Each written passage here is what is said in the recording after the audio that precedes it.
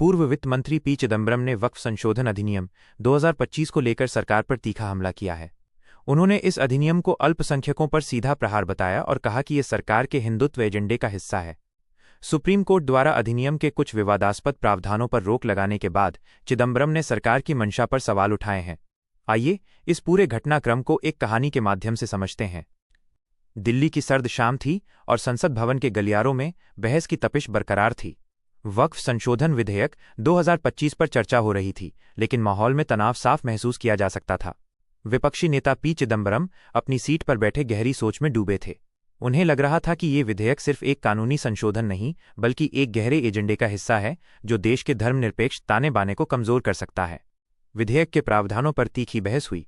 चिदंबरम और अन्य विपक्षी सदस्यों ने संविधान के उल्लंघन का आरोप लगाया।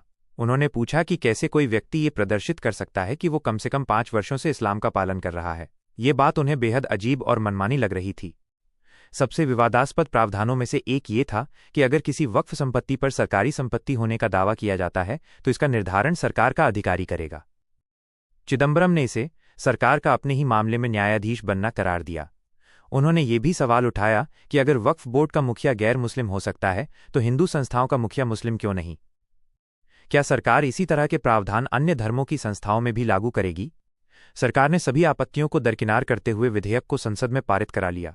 चिदंबरम को लगा कि ये सरकार की जिद और संविधान की अनदेखी का स्पष्ट उदाहरण है। उन्हें लगा कि ये अल्पसंख्यकों को निशाना बनाने की एक सुनियोजित चाल है। लेकिन कहानी यहीं खत्म नहीं हुई। 15 सितंबर 2025 को सुप्रीम कोर्ट ने वक्फ संशोधन अधिनियम के प्रमुख प्रावधानों पर अंतरिम रोक लगा दी। ये सरकार के लिए एक बड़ा झटका था, लेकिन सरकार ने फिर भी खुद को बधाई दी कि अदालत ने मुस्लिम पर्सनल लॉ में सुधार के उसके प्रयासों का समर्थन किया है। सुप्रीम कोर्ट ने धारा 3 के खंड आर के एक भाग पर रोक लगाई, जिसमें इस्लाम का पालन करने की प्रदर्शित शर्त थी।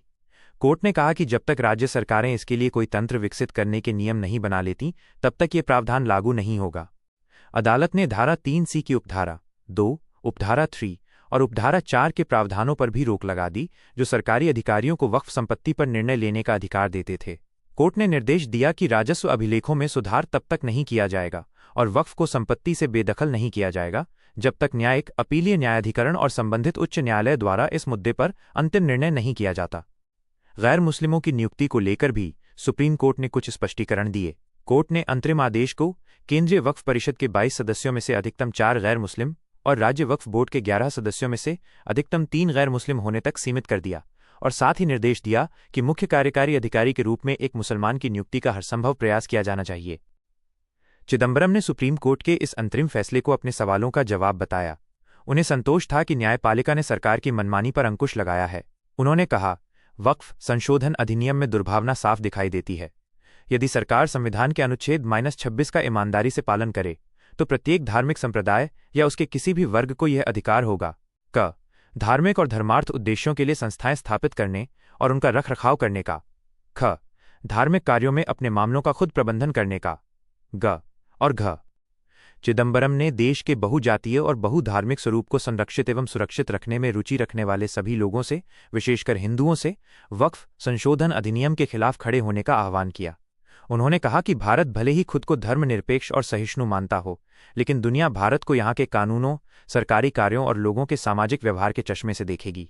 वक्फ संशोधन अधिनियम के पारित होने से दुनिया की नज़र में भारत की प्रतिष्ठा कम हुई है। इस घटना ने एक बार फिर दिखाया कि कैसे कानूनों का निर्माण और उनकी व्याख्या देश के धर्मनिरपेक्ष मूल्यों और अल्पसंख्यकों के अधिकारों पर गहरा प्रभाव डाल सकती है। चिदंबरम की ये लड़ाई सिर्फ एक विधेयक के खिलाफ नहीं थी, बल्कि देश के संवैधानिक मूल्यों और उसकी पहचान को बचाने की थी।